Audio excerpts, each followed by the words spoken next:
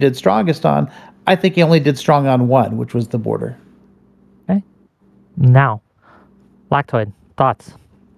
Yeah, so I worked on some notes. I think that on Trump, I have it that I think one of the biggest weak points he had is the Her report.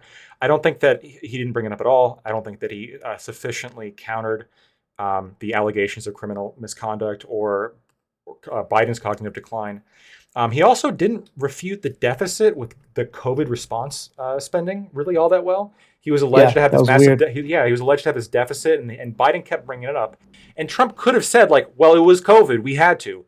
Yeah. And I was waiting for him to say that, but he didn't say it. He didn't say it once. Right. So I think that's a weak point. The exaggeration that Trump does and the constant, like the kind of going over the same thing over and over again, that's classic Trump. His supporters expect that. A lot of people expect that. It's whatever. There was no hundreds of thousands dead at the border. Yeah, that one was odd. There was some misinformation said on both sides, and I'll get into that. I took notes on that as well. Right. But it definitely looked like he was dodging. But he had way more energy. Even when you walked out on the stage, he had way more energy. He didn't look as weak, and he was actually able to speak relatively eloquently for Trump compared to Biden. Now, Biden, he had those major fumbles at the beginning, which I thought was pretty negative. Especially, again, early part of the debate. I couldn't agree with that more. A lot of people just tune into the debate, lose interest, and then go do other things. And the first thing they see is Biden demonstrating that cognitive decline. And another thing, and this is, I'm curious on what, this is maybe towards the other panelists here. I want to know what you guys think about this. I almost feel as though a lot of times you guys would react positively, and a lot of people react positively to the Dark Brandon stuff, specifically when Biden would appear indignant, right? He would get super angry, like, how dare you do this, right? Like, and whenever he would do that, that's like when people appear to show like a lot of confidence in him.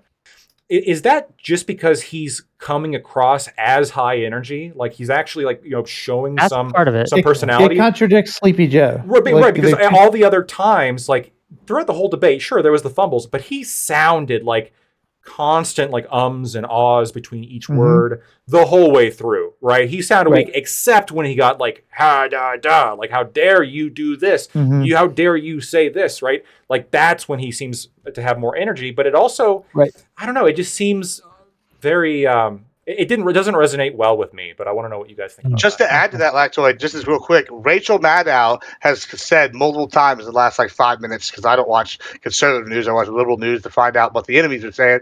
She said that it was, and I quote, a pathetic display by a weak and halting voice of an old man. That's when your biggest supporter at MSNBC is saying that.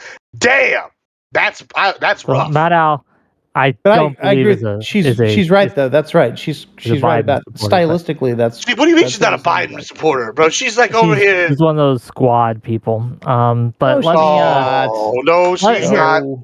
Let me give my opinion before we go off. Okay. Can't sugarcoat it. Biden did very poorly. He just did very poorly, especially at the beginning. We talked at the beginning of what he needed to do. He needed to come in with that State of the Union address energy. He did not. He failed at that. And to the extent that it's going to have an impact, this is going to hurt Biden overall. That said, I think that there are moments that Biden did very well. I think he cooked Trump on the criminality aspect of things when he pointed to Trump's criminal connections, his convicted felon thing. That landed. I was worried it wouldn't, but it did land, and Trump's response was weak to that. I think Biden also did very well when it came to the talk on Ukraine. And whenever foreign policy came up, I think he demonstrated better knowledge.